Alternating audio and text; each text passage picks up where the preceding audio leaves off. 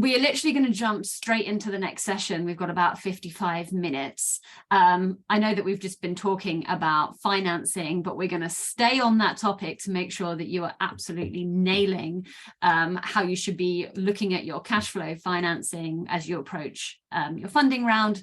We've now got Vineta, who is a CFO, former FD, qualified accountant, angel investor. I will let you introduce yourself because that might be a bit easier, and then we're just going to take it away from there. So do feel free to take yourself off mute and just say a quick hello and an introduction to yourself. Well, hi everyone. Firstly, thank you for inviting me to talk to all of you. It's really an honor. I think some background about me is my name is Vineta. I'm Irish, and I am an accountant.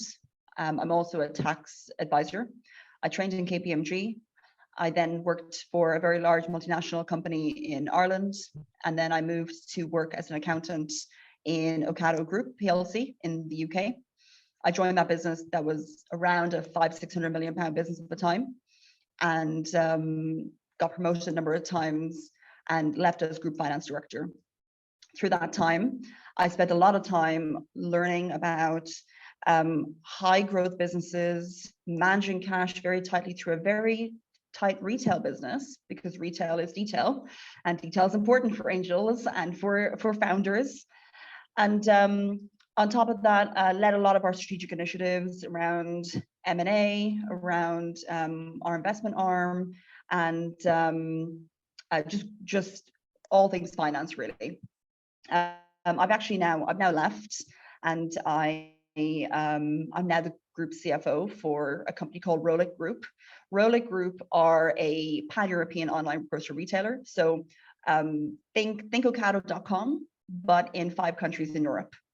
So they make over 500-600 million euro in revenue, and they're a Series D business backed by Index Ventures and a number of other large funds. So I've joined as their group CFO to hopefully try and do a growth story again. From my personal perspective, I over the last, say, 5 years, I've spent a lot of time personally investing and advising pre-seed to Series A companies. The reason I got into it was because I actually really enjoy giving back. And I really enjoy the really small businesses, from concept to business strategy to trying to pitch for money to what you do with the money, and just that growth. It's very much pre-seed, concept to pre-seed to Series A is really where my sweet spot is, because after that, actually, you'll end up having some decent funds behind you or VCs behind you. So I started doing small scale investments. But the role I often take is being a lead investor or an advisor or a mentor to the founder, and just being that basically phone a friend. It can be either as formal as being a board advisor, or it's being literally phone a friend. And I get a lot of really random messages, because sometimes it's easier to say, do you know if there's VAT on this? Or by the way, I really think someone is trying to get more equity out of me than they should. What do you think? And so I've ended up playing a really balanced role to a number of businesses. My portfolio is quite varied. So I do a lot of food tech because that's kind of my day job and jam. But I do a lot of fintech. I do a lot of pets, gaming. So I do a lot of very much tech, recruitment, esports, fintech, and I guess, to be honest, the angle actually is anything that has a customer angle, not a B2B, but a B2C or a D2C, because actually I always find, just keeping it really simple, if I can get the product, then I can kind of get it, and therefore a lot of the experience I have can go across different types of industries, and so I'm very industry agnostic. So that's my experience. I think the final thing to mention is I'm also a mentor on the Cambridge Business School, actually for their Masters in Entrepreneurship. And I spend time at their residential schools mentoring a number of founders as well who are starting up businesses as well. So this is something I do in my spare time. Someone might ask, what spare time? I also agree to, but that's my background.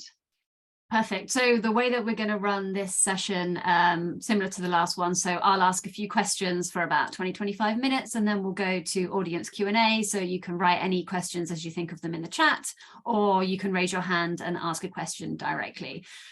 We've just heard from a founder's perspective who's going through a seed raise, who's also got kind of a financial background. So there might be a slight bit of overlap, but given that you wear two hats, every question that I ask, just consider it from I'm thinking about the startup and I'm thinking about it as an investor. I think we'll kickstart with talking a bit about the current economic condition. So what we've been hearing a lot from investors is that the kind of growth at all costs mindset is out, and building a sustainable business is much more important. So if these founders are now thinking about their seed round, what does that mean to you, building a sustainable business as an investor? And then how would you then go about that financially?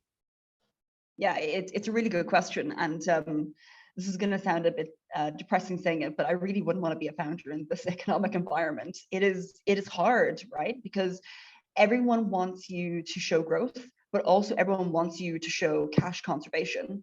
And depending on the industry that you're in, it just takes a bit of spending of cash to help get the growth. So it's such a fine line, and it's really, really hard. I think the future outlook is very much going to be down to showing you can manage cash. I say future outlook, the next 2 to 4 years is going to be proving that you can grow conservatively. But I think there's a really key point here. You still need to show you can grow.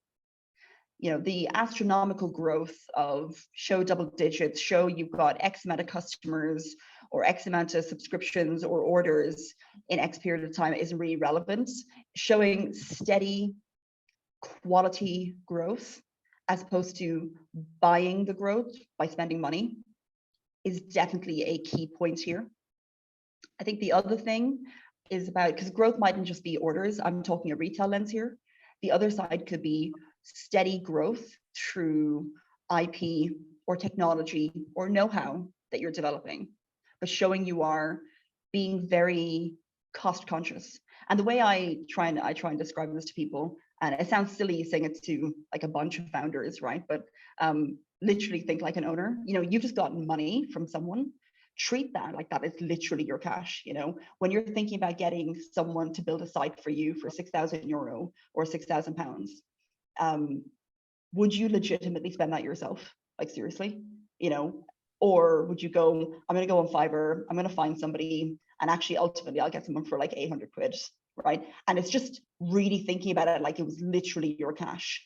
And you bootstrapped to get to this point, but you have to treat it like it is your cash, because that's actually how every investor is looking at you right now. So I think for me, it's about showing the growth conservatively. And I think from a cash management perspective, it is about showing that you've thought about, okay, look, you know, it's easier to pay this person $3,000 versus actually stepping back and going, I really thought about it. And actually, when someone challenges you when you're going for your seat and they go, my God, you spent $3,000 on the website, or you spent $3,000 on X, you can go, well, actually, I got 5 quotes and it was the cheapest one.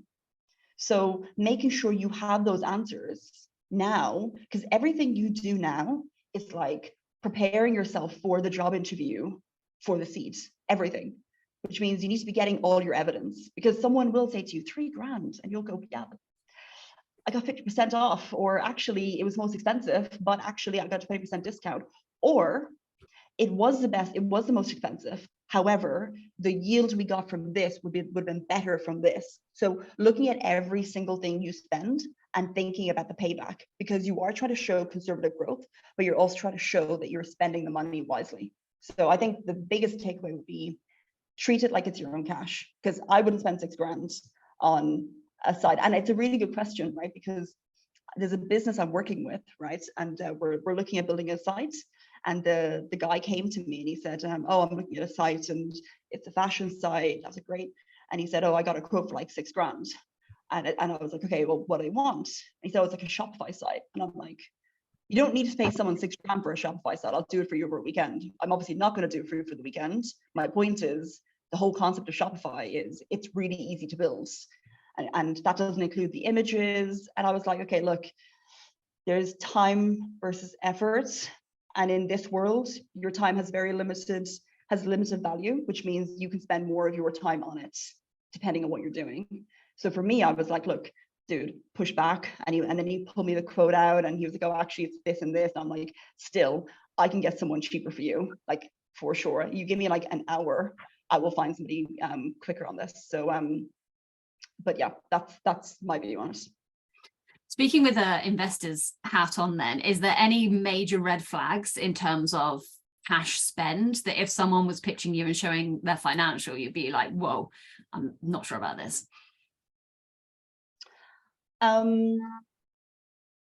It's kind of just a common sense test. I think that's probably the best way to do it. I mean, there is really no science to it, right? One thing I tell a number of the people I work with is I try and put some of my founders together and I make them pitch to each other, because according to you, what you're doing on your cash spend is fine, but to somebody else, they'll go, hang on a second, I wouldn't agree with that. And actually, to a comment that someone just said, there are certain things you need to scrimp on, there are other things you should not. And it completely depends on your business. Completely depends, right? But I think really it's down to, I think the red flags would be, like I said, the homework, showing you've had 3 or 4 quotes, or why you believe that this is the right spend. Why you have gotten extra things, why you haven't taken a shortcut, or why you have looked at it and you've chosen the most expensive thing for a reason, and showing that payback. I think those are the key things. Showing you've actually done the homework rather than a shortcut is probably the biggest thing I would say on cash spend. And the second thing is really a sniff test. Like, I'm talking really simply about a basic website. It might actually cost $6,000. I didn't look at it. My first thought was, I think this can be done cheaper, but I don't know the specs, so let's look into it. Actually going into it, I realized actually 5 is probably there or thereabouts. But the initial thought is it really that expensive? And you should approach everything like that. And again, it comes down to, would you spend your own money on this? That's what it comes down to. Yeah. If you've got, so most people in this cohort have got either pre-seed funding or they've got revenue already generated, minimum of 75K, so not loads of money. Some people have more. If you're prioritizing spend at this point to get to seed stage, what kind of KPIs do you think founders should be focused on? Obviously, we've got a whole variety of industries and business models here, so it's not as easy as just identifying one. But is there any best practice for figuring out what the KPI might be that's right for one founder? Oh, it's a hard question because it completely depends on the industry. If you're a retail business, you want to show that you're getting your margin, or you're getting a profit per order that you spend. If you're a tech business, it's about the IP that you're building, and the resaleable or the assets that you're building on your balance sheet. It's a tricky one. It's a good question. I think, well, firstly, I just want to say, for those of you on the call who are actually making revenue or earning 75K out of a pre-seed, well done. It is really hard to raise money. So I think that's just to say that in case no one has said that to you recently. Well done. It is really hard. And I think the other thing just to say on that point is, people who have given you money have invested not only in your business, but have also invested in you individually. So they trust your decisions, and always remember that, right? So I think that's probably what I'd preface with. I think what's the key metric? It's probably return on cash, right? So what do I mean by that? I mean, okay, so if I get to my seed and someone sees that I've spent 75K in 3 months, they'll go, oh my God, what are you spending it on now? That might be okay based on the business that you need, because you need to spend it. Like, this is what your business is. You need to show that you're investing 25K a month for X or Y reasons. But I think it's about showing what is your cash burn on a monthly basis and how you're optimizing your cash burn. So I think that's probably the key metric to anybody, because if I'm a sales org and I was dealing with a company who are, getting salespeople in, they need to spend to be able to grow the revenue. So their KPI is going to be, well, we're going to be increasing our cash burn because our OPEX costs will go up because we're hiring more people. But ultimately, my annual recurring revenue will increase. So therefore, their metric is, showing not a very direct incremental cash burn, but showing that it's slowly going up over time, but they're getting a significant return for that. So that's one way to do it. I think the other way is showing that just the conversion of your revenue or your contracts is coming down to your margin. That's what it comes down to for me. So cash burn. Is there any tips that you have for optimizing cash burn from, I don't know, things that you've implemented in the past or founders that you've worked with have done? Yeah, it's really simple, right? And I try to keep. I don't consider myself an intelligent person, right? I just work really hard, right? So I try and simplify everything for myself. My approach to everything is just, at this stage of your careers as founders, you need to know every penny and where every penny is. And you can't delegate it to an accountant. I mean, you can delegate obviously the company accounts and stuff to an accountant, but you need to know what every pound or every euro that is going out of your account, every single thing. And there's no magic tool that's going to tell you that Excel is great. Don't be spending money on expensive stuff, or spend it if your business is more complex, or use more free versions of different things, whatever works for you. But ultimately, it comes down to, you've been given money by somebody and you need to know where it is, because put yourself in the other person's shoes. They would want you to know. So if you say, oh, well, 20K went out, that's like, 14,000, some of it's people, and we had a few other invoices. My first thought will be, what invoices? And they'll go, oh, there was rent and a few others. What others? And I often test my founders, where I'll go, well, what costs have gone out? Because I want to make sure they're on top of their numbers all the time. Now, what I will tell you as advice just in general is, if you're uncomfortable with numbers, or, and it's not everyone's thing, just get over it now. Like, take the time, sit down with someone. And I'm not saying get over it. I mean, like, just sit down and invest that time, because someone at some point is going to ask you about where 3 or 4K is in your presentation in the future. You'll know about 2.5. As long as you know where that is, you can go 500 was probably miscellaneous expenses. So you can get around that. But just knowing your numbers, if you're not comfortable with them, sit down with someone who is, get a mentor to help you walk through your numbers, and just build it as a rhythm, like how you exercise or how you brush your teeth. You should be getting up every day. You should be checking your bank. You should be checking every week. You should understand where everything is going. You'll blink, that 75K is gone. And your priority for 2023 is either making that 75K last, or supplementing with revenue, or getting such a compelling story to get to your seed in 2023. That's what I would say. Yeah. I know you just said, like, kind of, you can use spreadsheets in Excel and you don't have to spend a huge amount of money on different bits of tech to monitor spend. But let's say, again, you've got this pot of money and you're kind of testing a few different ideas because you're not sure what the return is going to be yet. So you spend, I don't know, $5,000 on Google Ads or social media, and then you hire someone, and then you're kind of doing all of these little experiments. How do you suggest monitoring the experiments and, I guess, knowing when to stop or when you're not seeing the return? Yeah, it's a very broad question, and it completely depends on the individual. So from a cash in, cash out, don't overcomplicate it, is what I would say. If you find something that works for you, use it.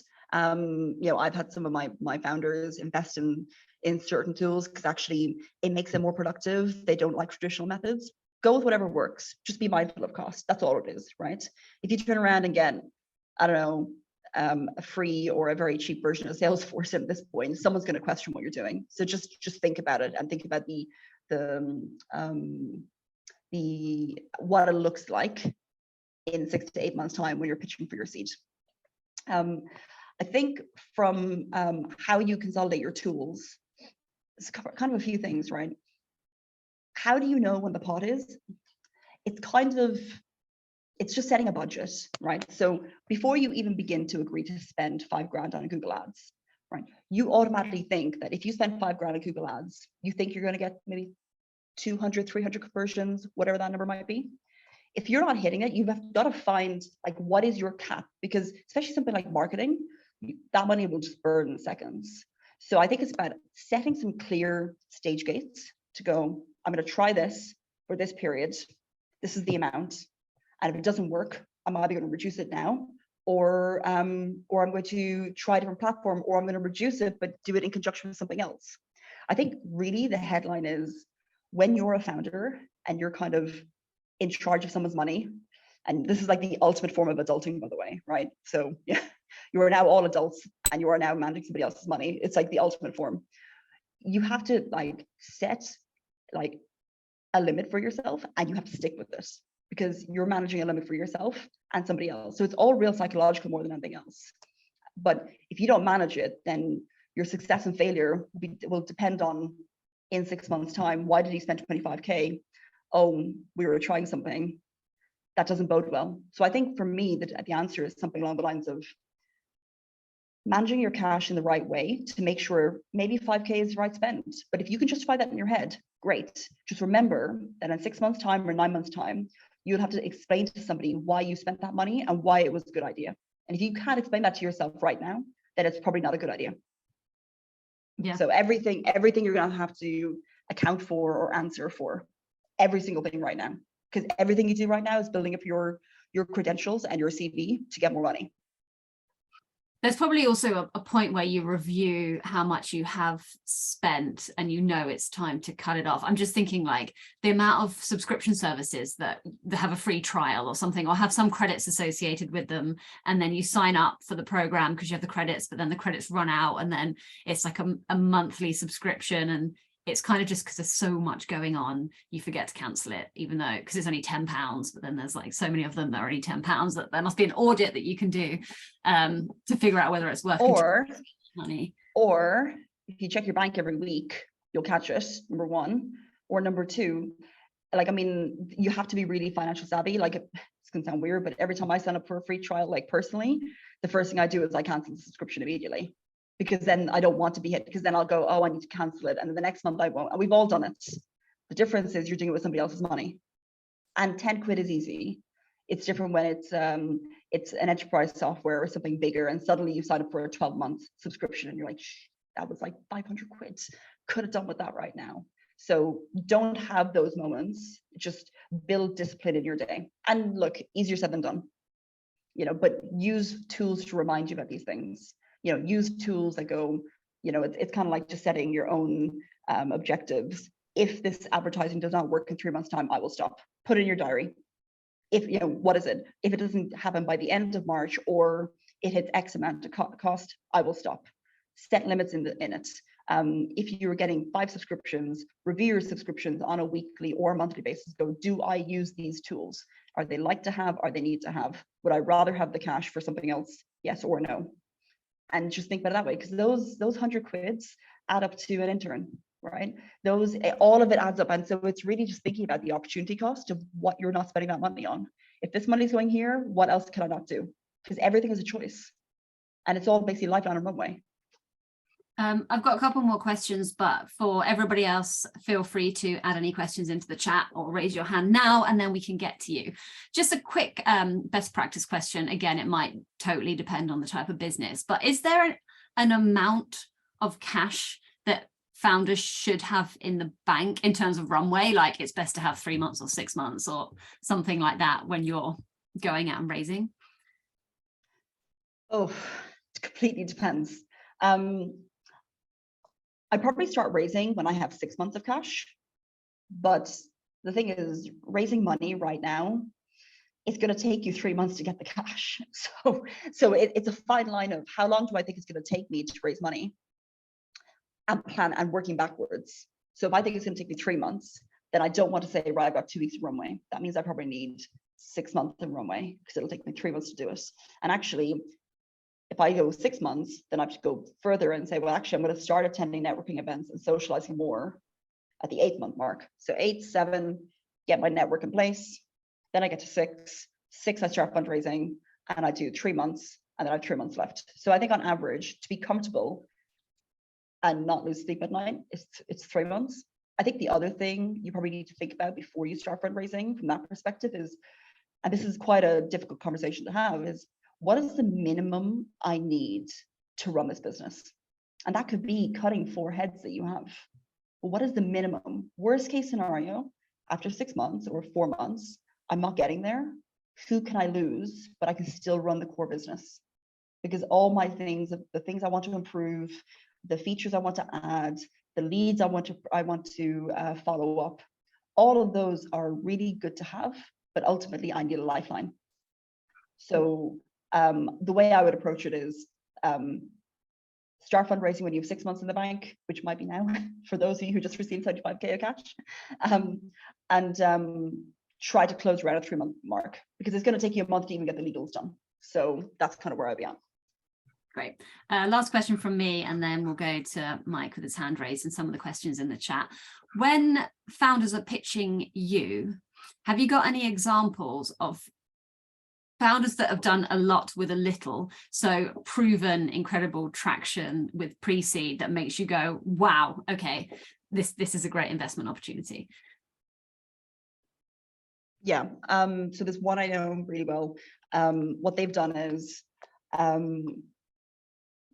they've developed something, but they've struggled with getting the right people to implement it. So they've got like the technology, but they need money to go get people to implement it. So what they did was they went off and said, right, I can sit here and go, I've got this tech, what can I do with it? But with that time, they went to all their major clients, right, in the UK, any major client that would have been a main client for them, and they got a bunch of letters of intent.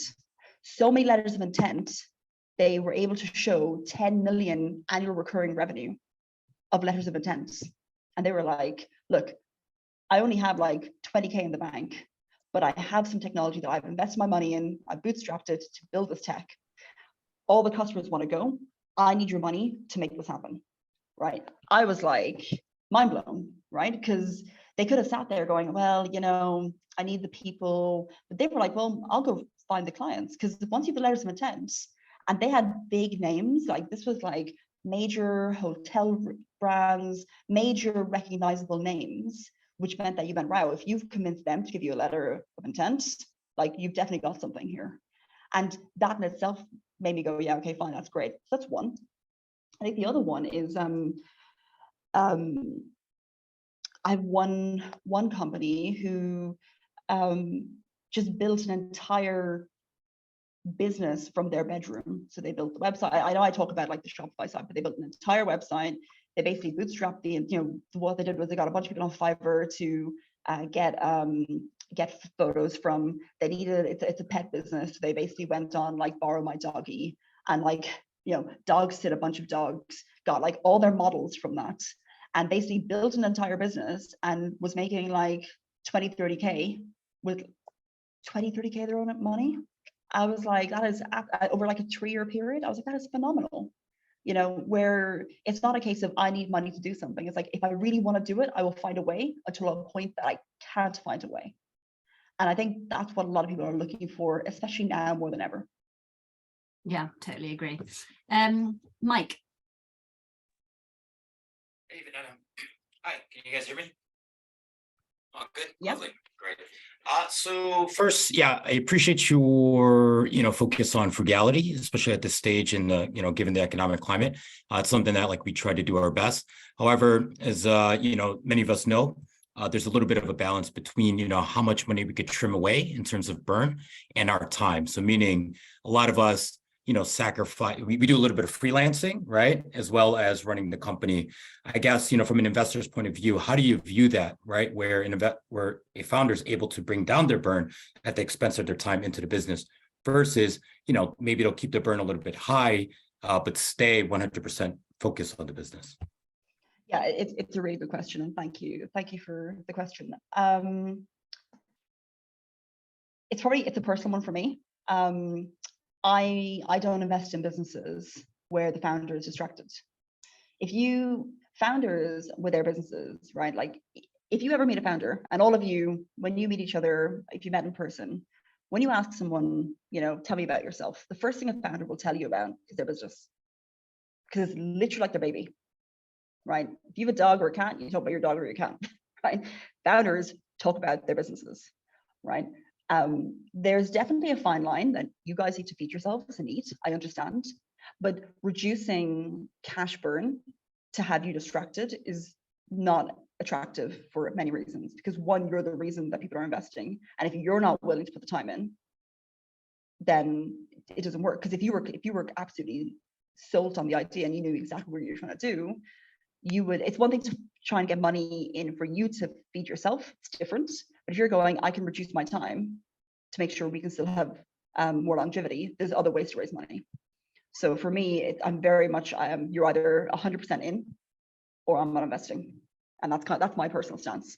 I think the other way you can find a balance is maybe of two co-founders, one could do it freelancing if they're less required, but you need the main person that's bringing it in, that is the brand and the face of the business.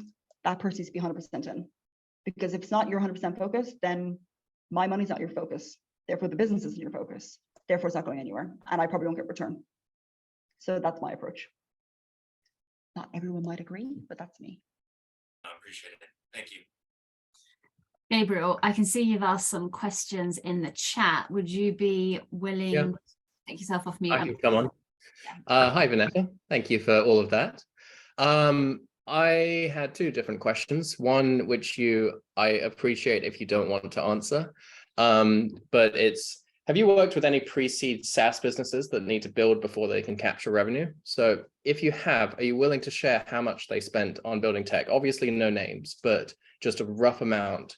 And is there a rough amount of spending on building custom B2B SaaS IP that you or other investors consider worthwhile before a seed round? Cool. Yes. You have to repeat the second question in a second. So the first one is, yes, I have met a company who is a SaaS business, have developed their own stuff, and they spent it was like 75 to 100K over a 3-year period before so basically they were both working full-time jobs, developing this in the background, and then they got to a point where they said, right, we've now got the tech, and then they both left their jobs to then start this. That's how much they're spending on average. It completely depends on the tech. It does, right? It depends on how you do it. So it's a very broad question. Yeah. What was your second question about? It was all features? kind of related to that. It was just how much do people spend on B2B SaaS? Because my only reference is my company. It just depends on what you need, right? Because you might have something that you could use a lot of free or low or cheap subscription tools to pull together to build an MVP to prove that it works. But then basically you can go to a pitch and go, we built this with lots of free stuff and some small subscription stuff. With your money, we want to build our own proprietary one because this is not scalable. This will get you to 18 months. It will not get to the growth. Yeah. That's also the other way you could approach it. And I have seen businesses do that too. Yeah. Because who has 100K lying around? Like seriously, right? So, but there are a lot of ways to do it with an MVP that can scale to, for your business, like 3,000 bookings or 4,000 bookings. And after that, you just turn around and go, actually it will scale. But then that means that investors will come in and they'll know that part of your money in the future will be to reinvest to build something bigger, which is great.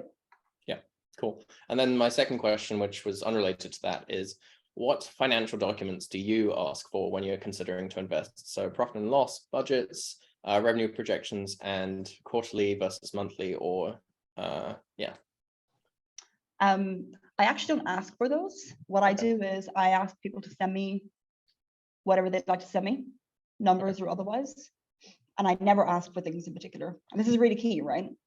Because what you send me tells me how much detail you're in. Okay. Yeah. Right. So it's kind of a trick question, right? Yeah. And it's great, right? Because straight off I can tell how much detail. And I've had some really sexy Excel sheets. I'm like, oh my God, I was like, this is lovely, right? And then I've had one, you can tell I'm an accountant, right? And then I've had one where he's basically pulled together some numbers on a sheet. It's still called sheet 1 at the bottom. And I'm a bit like, okay, you're kind of writing on like your name here.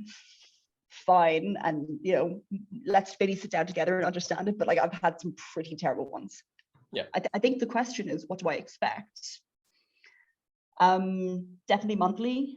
So P&L, balance sheet, financial projections. And one thing I like is, and there's two views here, right? Every single one of you are going to tell me you're all going to make a bunch of money and the business is the best business in the world. But there is a very pessimistic view of that.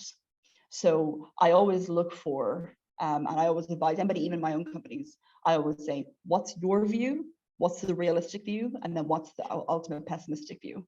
Because regardless, in your mind, if you build all three of them, the investor's still making money, right? So you're answering their question already going, so what if it doesn't work out as well as you thought? Well, we've thought about this and we still think we can do this. It'll take us longer, but we can still do it. So I like looking for that kind of, and I look for scenarios. So if they send me stuff and then after my general comment, they don't give me the information that I want, I say, could I get some scenario analysis? Just to see that they've thought about it, because especially in this current environment, you need to think about what if you can't hire the right people? What if you don't get the right orders? What if it takes you longer to develop the platform? Because that's, you know, that's what it's going to take. And show them that still it'll just add another 5 months on the runway, but it's fine, or, you know, it'll impact X or Y. So yeah, P&L, balance sheet. Also, I like understanding how they value a business. That's also really key, because it shows the science that's gone behind it. I've had a variety of people just going, you know, our competitors are these 5 and they're valued at this, they're 4. And I'm like, yeah, but they're 5 years ahead of you.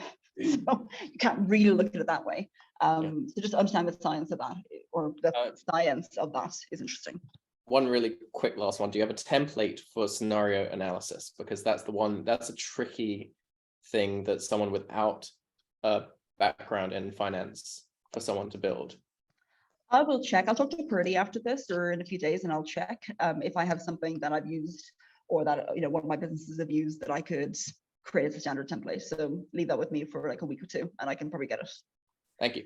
Thank you. I'm just going to add on Laura's question that came into the chat. I know you mentioned that you like people to understand where their cash is and if they're spending money, what it is. Is there anything else that when someone's pitching you, you would like for them to have in the top of their mind, like runway, burn, etc.?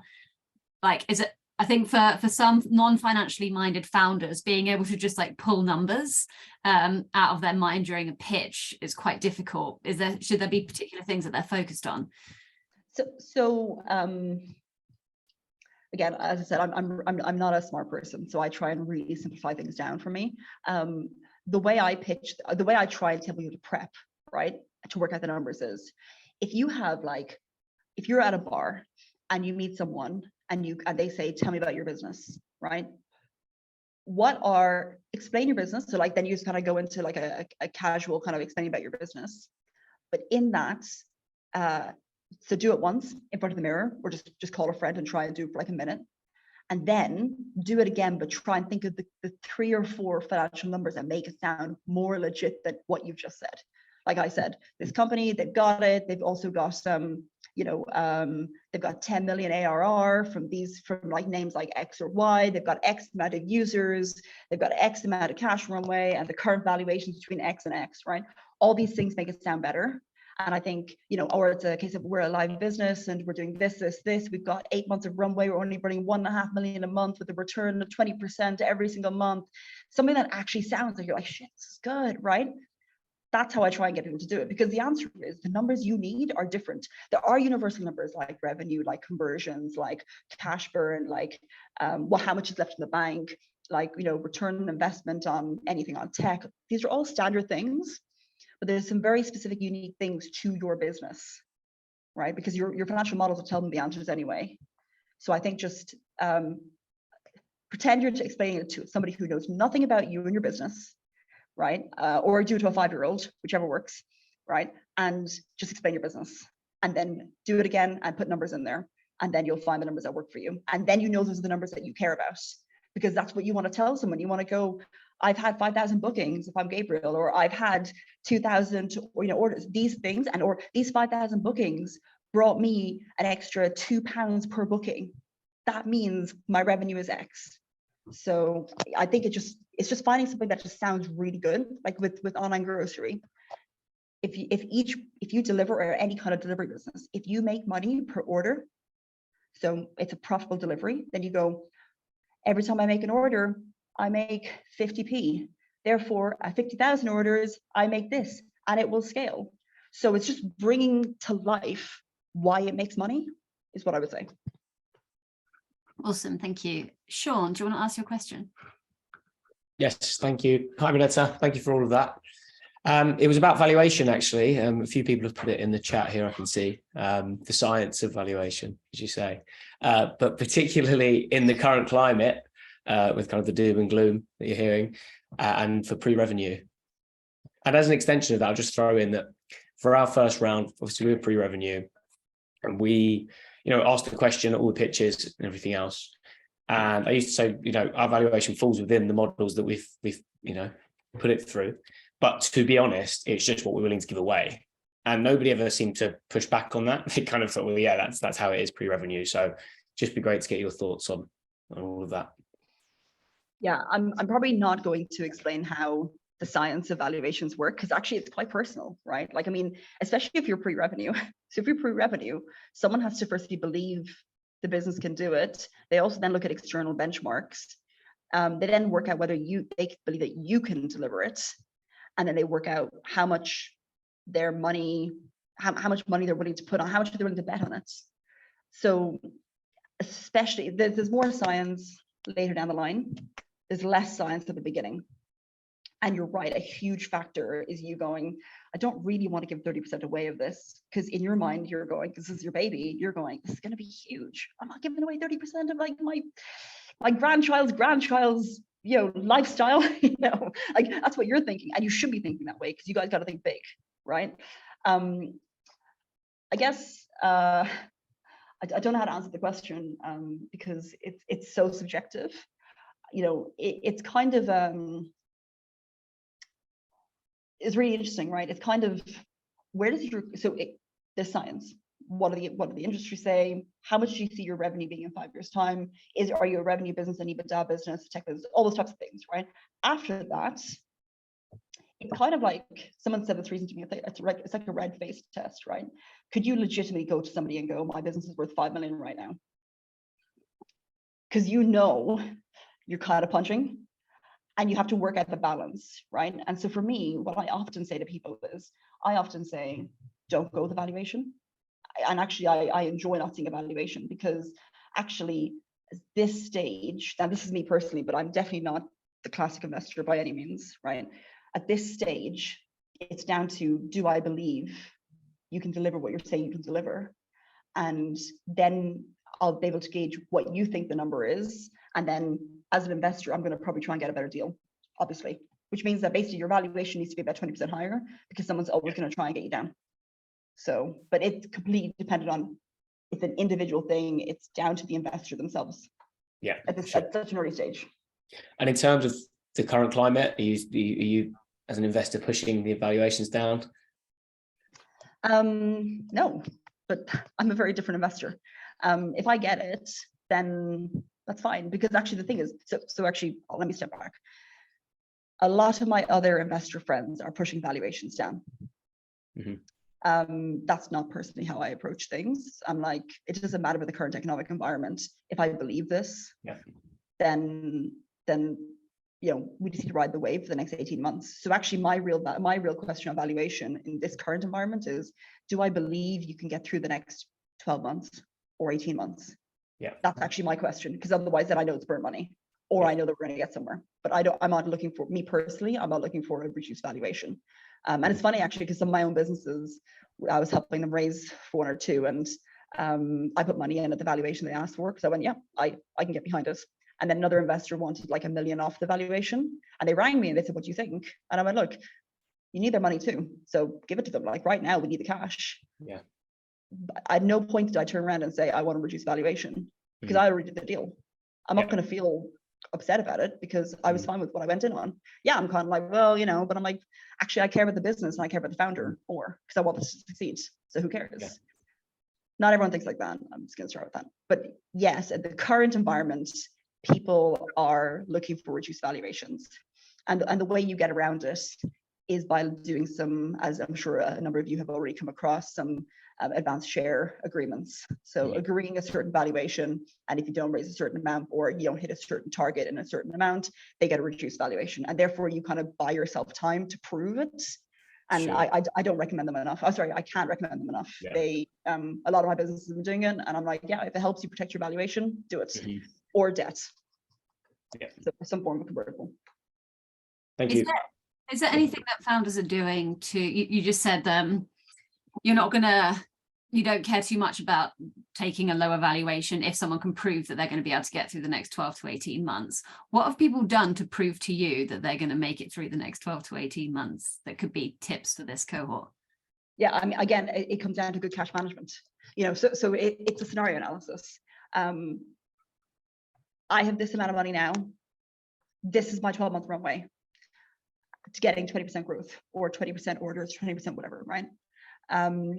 The second thing will be, if I don't hit that growth, or if I want to have longer runway, I'll stop doing these 3 feature developments and I'll get to 18 months.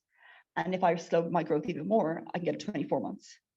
So it's a scenario analysis that I talked about. What are the steps you take to try and get to a point where you're comfortable with knowing that they have thought about the hard decisions to make and that they know when to pull the plug on certain things. And then they've really thought about the current environment, as opposed to, well, in 6 months' time we'll raise. Like, I have a company who are like, oh, we'll raise in December. And I'm like, December's the worst time to raise. No, you're wrong. Okay, cool. They haven't raised yet. They're running out of cash in 2 months. They're not listening to me. I'm like, whatever. So they haven't really thought about the current environment at all. So just showing that you have awareness of it, I think is really key. So and then, 1 or 2 of my businesses, what I would also say founders should do is, any investors you have right now, over communication is better. If you've agreed quarterly updates, give them monthly, and don't commit to it. Oh, I was going through the numbers. I thought you might find this helpful. Because actually you're showing that you're on your numbers. You're showing that you're giving them information. You're being transparent. That is really, really good. Because I'll be surprised going, oh, great. Oh, the numbers, how interesting. Or look, it's not going really great. This is what our wins were, but we burnt more cash. We'll let you know how it goes. Happy to have a call. So I think that transparency, especially now, is good, because when an investor has to reach out, that's when it's like not good. Yeah. So we've got quite a few more questions to go through, so I'm going to try and go through rapid fire, and then we'll go over to Ewan. So Sai asked, it's got a D2C nutrition brand, not reached economies of scale yet. Any thoughts or advice on stock versus margin seesaw? Oh, just it's all about margin, not stock.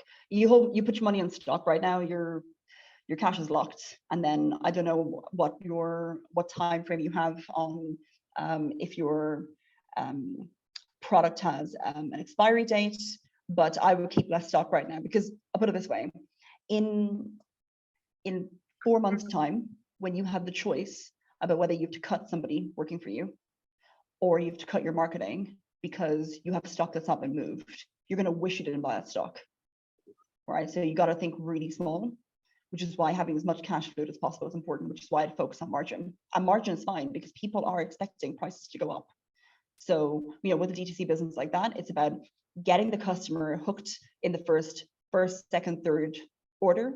Once you've got them on a subscription or whichever way to make them a monthly active user, once you've got that, then you can then slowly increase margin, or you can start targeting more first-time users to get a higher margin. But right now, with inflation, people are expecting it. So if you give an increase on price, that helps you get to margin, that's fine. But I wouldn't prioritize economies of scale on bulk purchasing right now over cash. Awesome. I'm just looking at the chat. I thought there might be some questions, but there's a chat about agile fundraising, which is all good. Ewan, do you want to ask your question? Hey, so basically I wanted to talk about, so we've got our financials, and you have like a core service or a core product that makes revenue. But part of our marketing also includes selling a physical product, which is another revenue stream.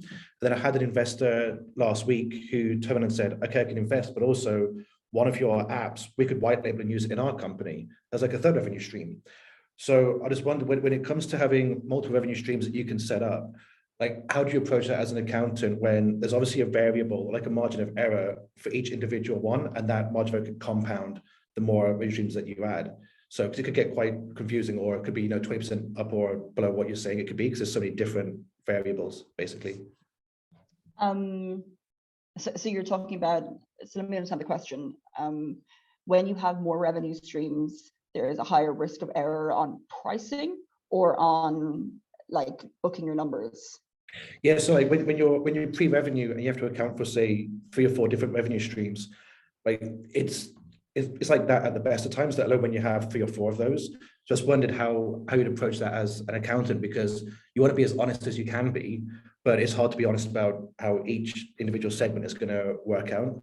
Okay, then go worst case view, always go worst case view in this scenario, right? Because the thing is, you don't want to get to a point where you go, actually, you'd rather say, we estimated incorrectly and we have 20% more, rather than, we're doing 20% less. So, well, firstly, I just want to say,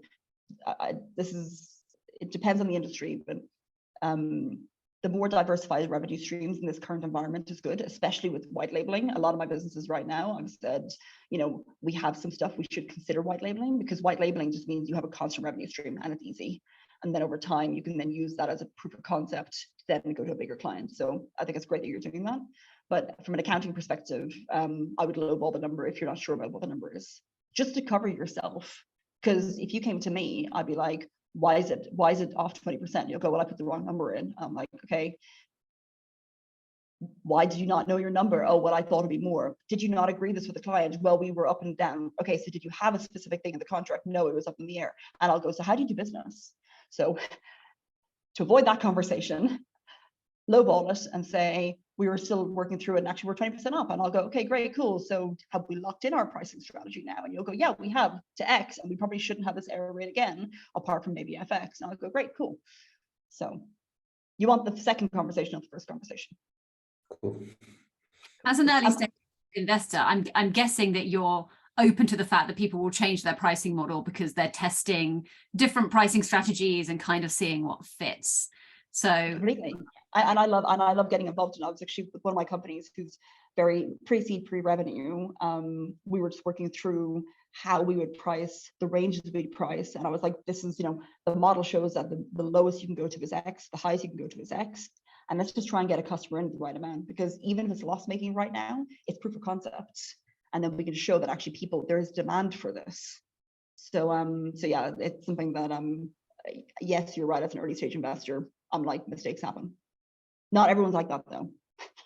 Just you're the first investor that's come in and spoken to this cohort, and we're going to ask pretty much every investor at least 1 or 2 of the same questions, and then you'll just see that everyone has polarizing opinions anyway. So you've got to do what feels like and find an investor that suits you, because everyone says that finding investors is like a marriage as well, and making sure that you've got that magic relationship will really help. I know you said you have to go in a minute or so.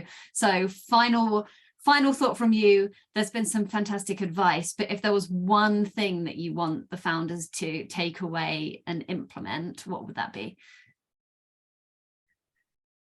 It's going to sound so lame saying out loud, but good cash management. Your priority right now is not only growing your businesses, it's surviving 2023. Sounds really horrible, but it is a lot of investor friends that I talk to are like, they say stuff like, keep my nose dry for the next 9 months, or we're going to see how it goes. People are doing reduced ticket sizes. So, people want to know in the current environment, are you being smart with my cash? That's because right now they can put money in the bank and make a decent interest rate, where for the last couple of years they couldn't, or they could, but it wasn't great. So I would say, if you don't know anything about your numbers now, spend the time, it will pay back. And just practicing good management of your numbers, your financial numbers, is really key, and knowing them inside and out, or knowing them very well and somebody else in your team knowing them absolutely inside and out who could explain it to you. One of the two. Perfect. Thank you so much for your time.